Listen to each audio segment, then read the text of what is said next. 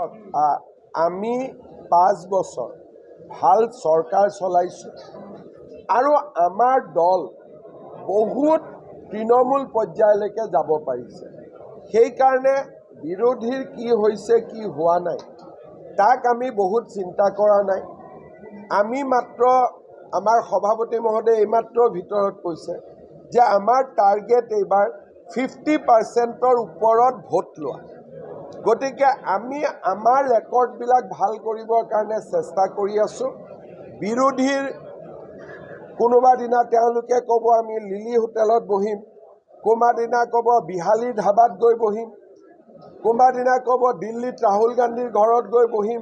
গতিকে তেওঁলোকৰ যদি যেনেকৈ মই অখিল গগৈয়ে কৰা ফেচবুকবিলাক চাওঁ, ৰাতি চব কাম তাম শেষ কৰি গা পা ধুই শোৱাৰ আগতে অখিল গগৈ মই ফেচবুক লাইভবিলাক চাওঁ। কাৰোবাক জহনী বুলি গালি পাৰে, কাৰোবাক কিবা বুলি গালি পাৰে, ৰাতিটো ভাল টোপনি যায়। গতিকে ৰিক্ৰিয়েশ্যনৰ কাৰণে আকৌ কয় এইবিলাক পাহৰি গ'লি নেকি, অমুক কৰিলি নেকি।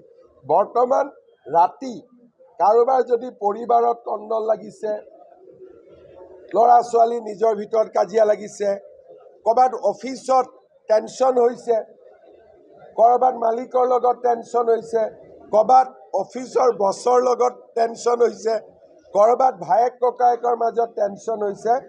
বৰ্তমান অসমত আটাইতকৈ ডাঙৰ মেডিচিন হৈছে ৰাতি অখিল গগৈৰ ফেচবুক চোৱা। আৰু মই নিজে চাওঁ, মই এক প্ৰকাৰ ফেন হৈ গৈছোঁ অখিল গগৈৰ ফেচবুক লাইভ চোৱা। সিদিনাখন এটা গালি দিছে, এই তোৰ নাম কি, অমুক, তই ক'ৰ পৰা ওলালি, আকৌ হাঁহি দিয়ে, হে কৰি হাঁহি দিয়ে, দি আকৌ চাই। গতিকে বৰ্তমান আটাইতকৈ টেনশ্যন ৰিলিজৰ কাৰণে আটাইতকৈ ভাল হৈছে অখিল গগৈৰ ফেচবুক। তেওঁ এতিয়া উকিলো হৈ গ'ল, জাজো হৈ গ'ল। হাইকোৰ্টত কাম নাই, সুপ্ৰিম কোৰ্টৰ কাম নাই, ছেছন কোৰ্টৰ কাম নাই। চাৰ্জশ্বিটখন পঢ়ি তেওঁৱে জাজমেণ্ট দি আছে। তাৰমানে অখিল গগৈ এণ্টাৰটেইনমেণ্টৰ বাদে এতিয়া বাকী একো নহয়।